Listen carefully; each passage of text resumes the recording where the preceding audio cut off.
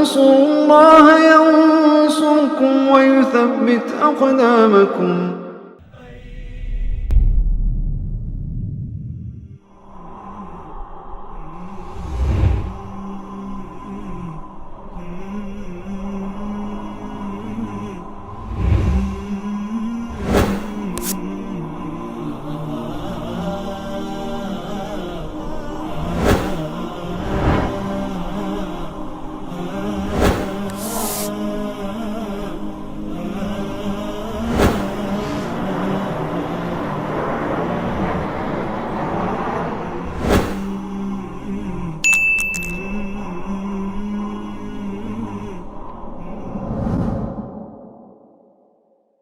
Agama kita adalah agama solusi.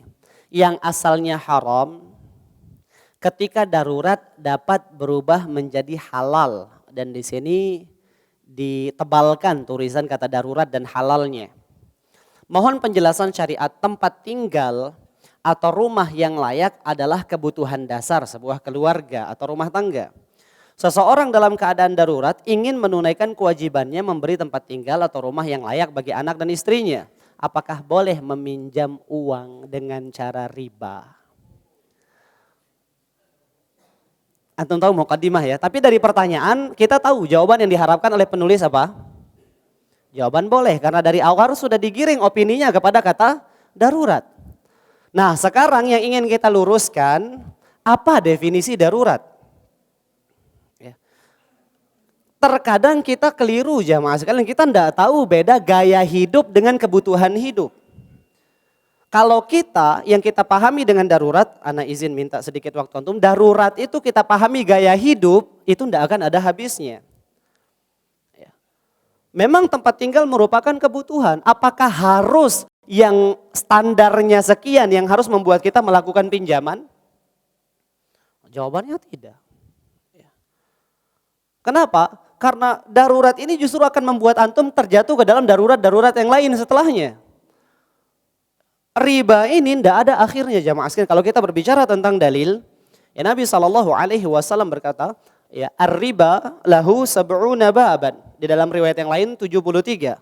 Riba itu memiliki 70 pintu atau 70 dosa. Di dalam riwayat yang lain 73 pintu. Aisaruha an yankihar rajulu ummahu. Yang paling ringan ibarat seseorang yang menyetubuhi ibu kandungnya. Darurat adalah keadaan di mana jika kita tidak mengambilnya kita akan kehilangan nyawa kita. Kita akan terganggu dan rusak agama kita, itu keadaan darurat. Kita sekarang Masya Allah, apa iya darurat sementara ada banyak kontrakan yang harganya 500.000 satu bulan? Kalau kita sudah siap dengan gambaran, oh cicilan rumah ini per bulan 3 juta, antum cari kos-kosan yang harganya 1 juta satu bulan, itu sudah luar biasa bagusnya. Bukan darurat, ini bukan darurat, ini namanya gaya hidup kita yang terlalu meninggikan kata yang tadi kita garis bawahi, kata hunian yang layak. Hunian yang layak yang seperti apa? Kalau kita pakai standar layak sebagaimana standarnya kebanyakan orang, harus punya rumah itu harus bangunan permanen, harus ada ininya, harus ada itunya, ya hidup kita sulit. Orang kalau mau mengambil pinjaman berarti kan dia punya gambaran untuk nyicil jemaah ya. Berapa cicilan rumah kita katakan kalau 1.200.000 artinya dia punya gambaran untuk mendapatkan uang setiap bulannya 1.200.000. Kenapa enggak pakai 1.200.000 itu sampai kita punya kemampuan, kita ngekos saja harga 500.000. Kalau kurang besar pilih kos yang harga 700.000, pilih kos yang harga 1 juta. Anda enggak tahu berapa harga rata-ratanya kos di Kota Bima. Kebanyakan kita tenggelam di gaya hidup dan kita menganggap itu sebagai kebutuhan hidup. Dan tidak semua kebutuhan darurat jamaah sekalian.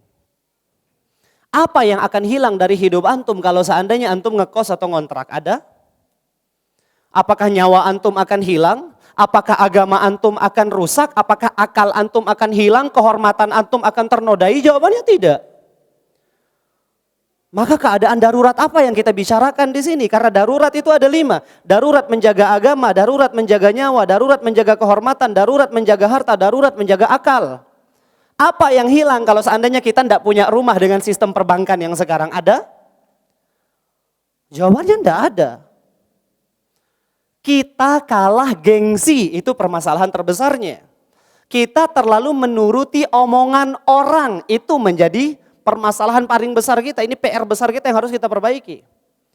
Kalau kita menuruti ucapan setiap manusia, yang ada kita akan jauh berpaling dan menyimpang dari agama Allah Subhanahu wa taala. Karena omongan manusia, antum buat seperti ini, tetap dia akan omongkan antum.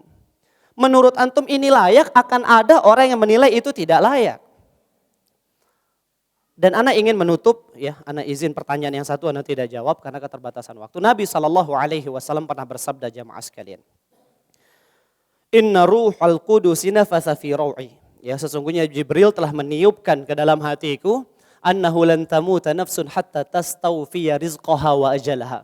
Bahwasannya setiap jiwa tidak akan pernah mati sampai ia menyempurnakan rizki dan ajalnya.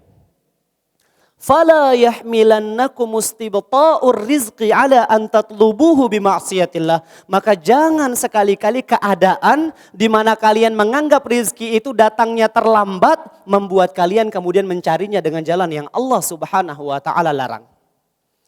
Jangan anggapan kita bahwasannya kita itu tidak, rizki kita tidak selancar rizki orang lain, kemudian kita ingin menyegerakannya dengan sesuatu yang Allah Subhanahu wa taala haramkan. Lihat akhir hadisnya. Apa kata Nabi SAW? Fa inna ma indallah la yunalu bima'siyati. Karena yang ada di sisi Allah tidak akan pernah mampu kita dapatkan dengan bermaksiat kepada Allah Subhanahu wa taala. Dan riba ini bukan sekedar maksiat. Riba adalah termasuk dosa besar yang paling besar yang membinasakan seseorang. Jadi mudah-mudahan ini bisa kita jadikan pelajaran. Mencukupkan diri dan merasa cukup, ya, sebatas keperluan kita, sebatas kebutuhan kita penuhi. Gaya hidup kita kesampingkan, omongan orang tidak usah terlalu digubris, jamaah sekalian.